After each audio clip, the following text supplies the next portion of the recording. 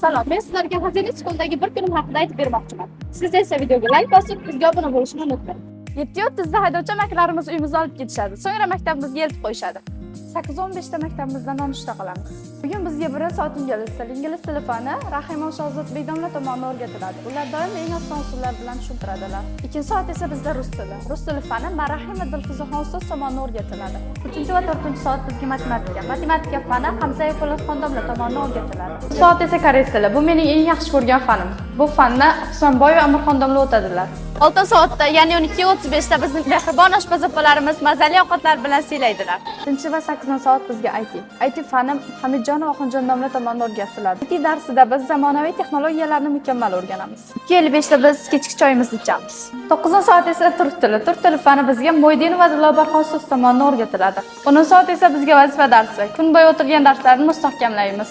Qarang, vaqt qanchalik tez o'tib ketganini ham sezmay qoldim. Keling birga o'qiymiz va orzularimizni amalga oshiramiz.